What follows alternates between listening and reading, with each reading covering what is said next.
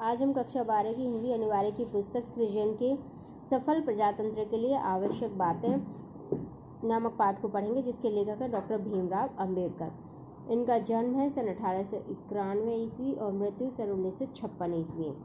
भारतीय संविधान के निर्माण में अभूतपूर्व योगदान देने वाले महान नेता डॉक्टर भीमराव अंबेडकर का जन्म मध्य प्रदेश के एक छोटे से गांव महू में हुआ। आपके पिता का नाम रामजी मालोजी सकपाल और माता का नाम भीमाबाई था। कई सामाजिक और वित्तीय बाधाओं का मुकाबला करते हुए शैक्षिक उन्नति करते रहे और डॉक्टरेट की उपाधि प्राप्त की। उन्होंने जातिगत भेदभाव का डटकर विरोध किया और समता मूलक समाज व प्रजातांत्रिक मूल्यों की स्थापना में विशेष योगदान दिया। स्वतंत्र भारत के प्रथम कानून मंत्री रहे तथा संविधान के प्रारूप को संसद में स्वीकृत कराया। इनकी प्रमुख कृतियां हैं the castes in India, their mechanism, genesis and development, the untouchables, who are the Shudras, Buddha and his Dhamma, thoughts on linguistic states, the problems of the rupee, the abolition of provincial finance in British India, the rise and fall of the Hindu women, annihilation of caste आदि। इनका संपूर्ण वाङ्मय भारत सरकार के कल्याण मंत्रालय द्वारा बाबा साहब अम्बेडकर संपूर्ण वाङ्मय नाम से 21 खंडों में प्रकाशित हो चुका है। पाठ परिचय। पाठ्य पुस्तक में चयनित सफल प्रजातंत्र के लिए आवश्यक बातें भाषण में डॉक्टर भीमराव अंबेडकर ने परिपक्व राजनीतिक मंथन और भारत में लोकतंत्र की मजबूती के लिए आवश्यक उपायों पर बेबाक विचार व्यक्त किए हैं। प्रजातंत्र में चुनी हुई सरकार को जनता के प्रति जवाबदेह होना चाहिए तथा बहुमत को अल्पमत के प्रति अधिक संवेदनशील होने की जरूरत है। लेखक ने दूसरे देशों की स्वस्थ लोकतांत्रिक परंपराओं से प्रेरणा ग्रहण करने तथा भारत में विधायिकाओं में अधिक जवाबदेही व संयत चर्चा की आवश्यकता पर बल दिया है। डॉक्टर अंबेडकर द्वारा प्रजातंत्र की सफलता हेतु दिए गए सुझाव आज भी प्रासंगिक हैं। सफल प्रजातंत्र के लिए आवश्यक शर्तें। यह स्वीकृत मत है कि प्रजातंत्रवादी शासन व्यवस्था में जो सत्तारूढ़ हैं उन्हें प्रत्येक 5वें वर्ष लोगों के पास जाना चाहिए और उनसे पूछना चाहिए कि क्या उनकी सम्मति में वे इस योग्य हैं कि उन्हें सत्तारूढ़ रहने दिया जाए, ताकि वे उनके हितों का संरक्षण कर सकें, उनके सौभाग्य को बना सकें और उनकी आरक्षा कर सकें, यानी उनकी रक्षा कर सकें।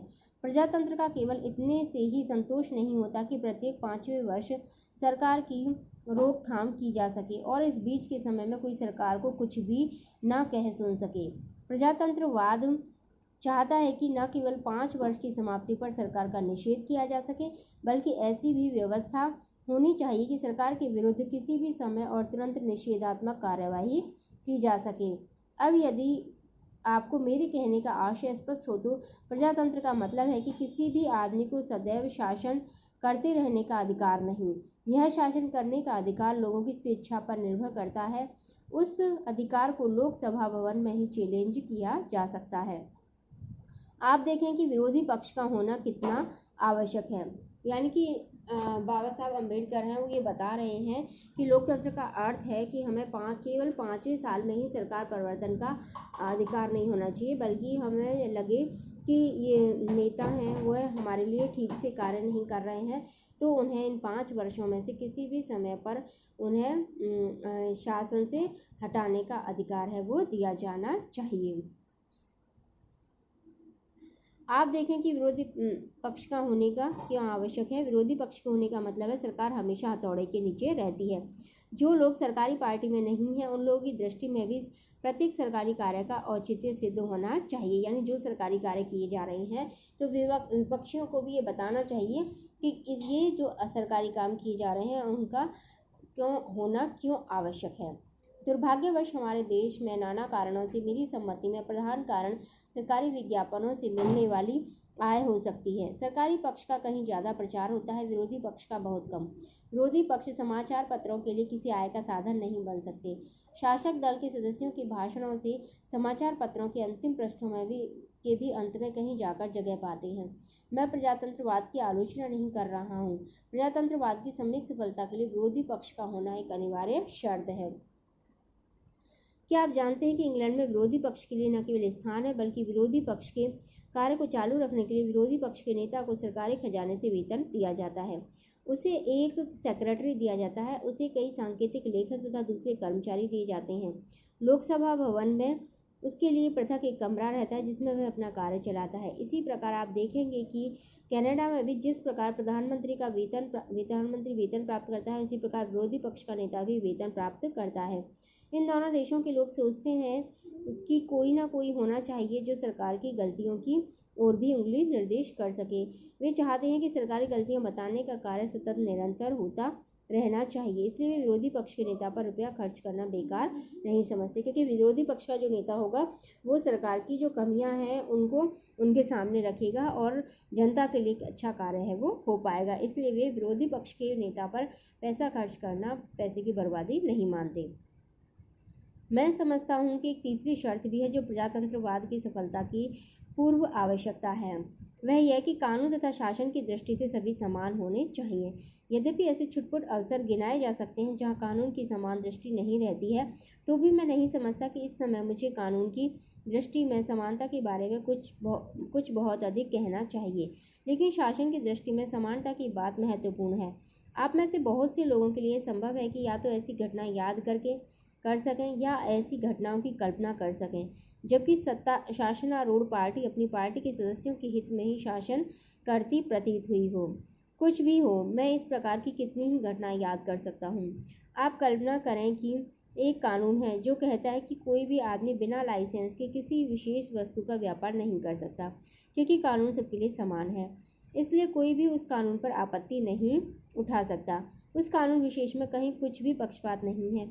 लेकिन हम एक कदम आगे जाएं और देखें कि जब कोई आदमी किसी अफसर या मंत्री के पास किंतु वस्तु विशेष का व्यापार करने के लिए लाइसेंस मांगने जाता है, मैं नहीं जानता लेकिन लगता है कि एकदम संभव है कि मिनिस्टर सबसे पहले उसकी टोपी की ओर देखे कि वह किस रंग की टोपी पहने हुए है, अर्थात वो जो आदमी लाइसेंस लेने गया है वह किस पार्टी का सदस्य है। यदि वह ऐसी टोपी पहने हुए है कि जो उसे अच्छी लगती है तो उसे निश्चय हो जाता है कि वह उसकी पार्टी का आदमी है। अब एक दूसरा आदमी जाता है जो उसकी तरह पोशाक पहने हुए या दूसरी पार्टी का है। वह मिनिस्टर पहले आदमी को लाइसेंस दे देता है और दूसरे को इनकार कर देता है। शासन की दृष्टि में दोनों आदमी लाइसेंस लेने के समान रूप से अधिकारी हैं। किसी सुविधा विशेष का लिया जाना एक छोटी सी बात है और इसका प्रभाव संभवतः थोड़े से लोगों पर ही पड़ता है। अब हम एक कदम और आगे बढ़ें और देखें कि जब ऐसा भेदभाव शासन में प्रविष्ट हो जाता है तब क्या होता है। मान लीजिए कि किसी पार्टी के किसी सदस्य ने कोई अपराध किया, उसके विरुद्ध काफ़ी गवाही है, उस पर मुकदमा चल रहा है। अब उस इलाके में उस पार्टी का मुखिया मजिस्ट्रेट के पास जाता है और जाकर कहता है कि इस आदमी पर मुकदमा चलाना ठीक नहीं क्योंकि यह पार्टी का आदमी है, या आगे बढ़कर यह भी कहता है कि यदि आप मेरी बात नहीं मानेंगे तो मैं इस बात की सूचना मिनिस्टर को दे दूंगा और यहाँ से आपका तबादला अन्यत्र करा दूंगा। आप कल्पना कर ही सकते हैं कि इस सारी शासन व्यवस्था में अव्यवस्था और आपाधापी का साम्राज्य हो जाएगा। यानी जो जज निष्पक्ष न्याय करना चाहता है वह भी एक बार को इस बात से विचलित हो सकता है कि मुझे इस तरह से मेरा तबादला हो जाएगा या मुझे इस तरह से हानि पहुंचेगी, तो हो सकता है कि वह उस व्यक्ति के अनुसार ही निर्णय लेने के लिए बाध्य हो जाए।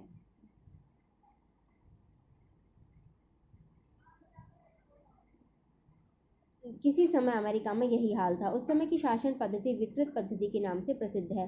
जब एक पार्टी शासनारूढ़ होती थी तो पहली पार्टी द्वारा नियुक्त सभी कर्मचारियों को उनके पदों से पृथक कर देती थी।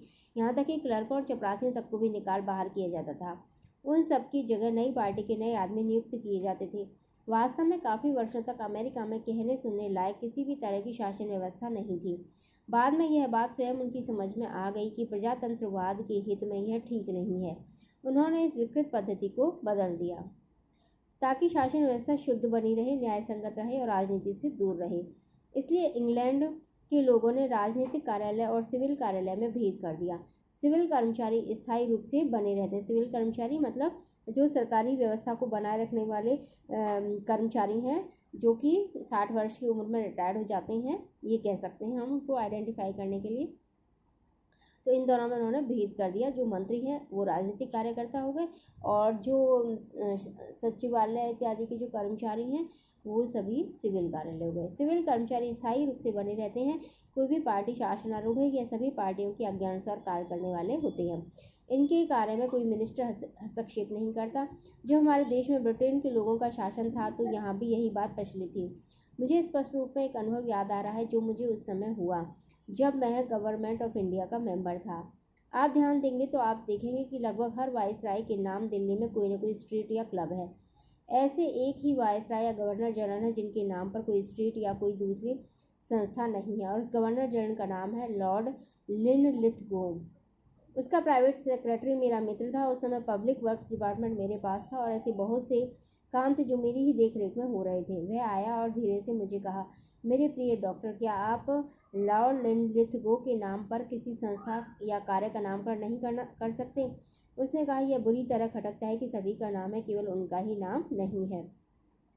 मैंने कहा, मैं विचार करूंगा। इन दिनों में जमुना के ऊपर एक बांध बनवाने का विचार कर रहा था ताकि गर्मी के मौसम में दिल्ली के लोगों को पानी का कष्ट न हो, क्योंकि गर्मी के दिनों में नदी सूख जाती थी। मैंने अपने सेक्रेटरी को, जिसका नाम H.C. परायर था और जो एक यूरोपियन था, कहा, परायर महाशय, वायसराय के सेक्रेटरी ने मुझे यह बात कही है, क्या तुम समझते हो कि इस संबंध में हम कुछ कर सकते हैं?